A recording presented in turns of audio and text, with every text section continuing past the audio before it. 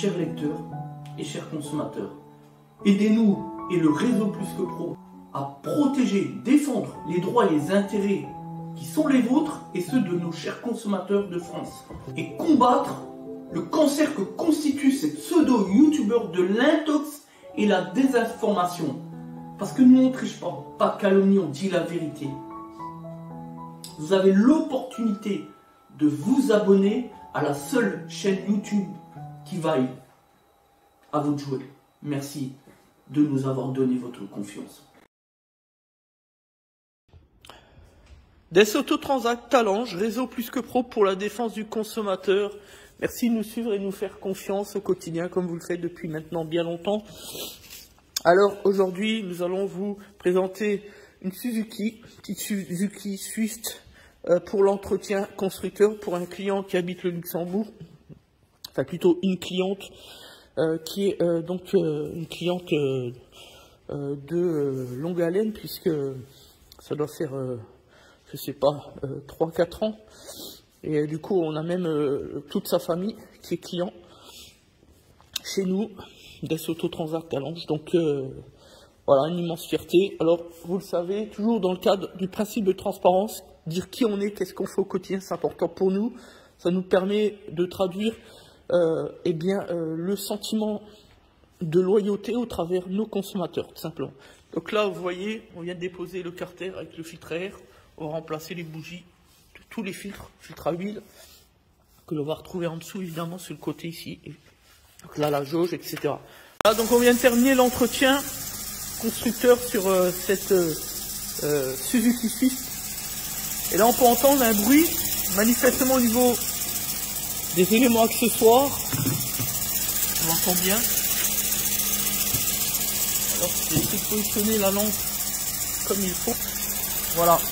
Donc là on entend bien. Ce qu'on va faire, on va envoyer un peu d'hélipan, même si ça peut être simple, pour voir s'il y a une distorsion dans le bruit.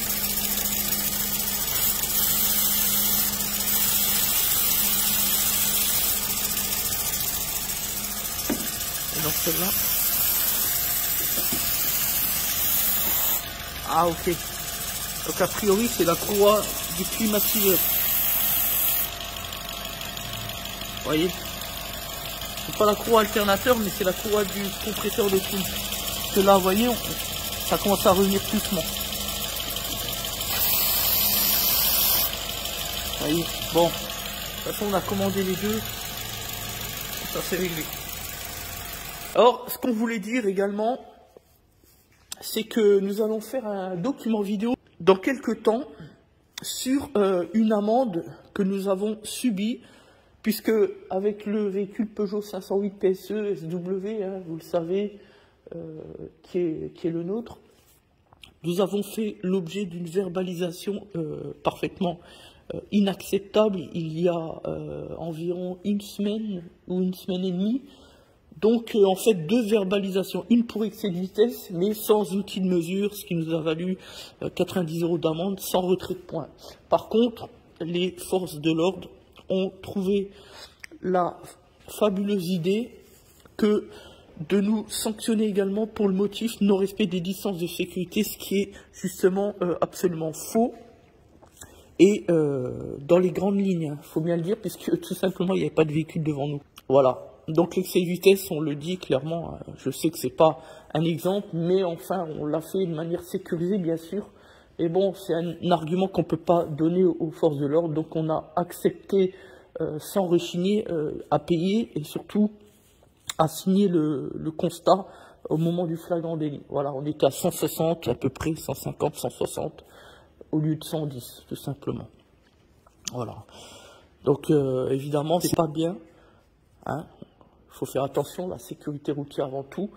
Mais enfin, pour l'autre motif, donc sur le non-respect des distances de sécurité, vous allez voir, on va faire un document vidéo. Là, on est en train de rédiger donc la contestation par écrit auprès de l'officier l'OMP, l'officier du ministère public.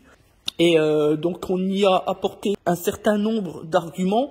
Alors attention, il faut être très précis sur le plan juridique, parce qu'effectivement, il existe des failles, et c'est ça qui est intéressant. Mais attention, il ne faut pas développer n'importe quel type d'argument, faire n'importe quoi et dire n'importe quoi sur papier libre.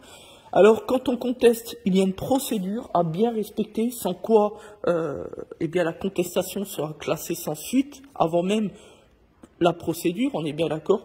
Mais après la procédure, il y a aussi une certaine compétence juridique à adopter pour savoir quoi dire.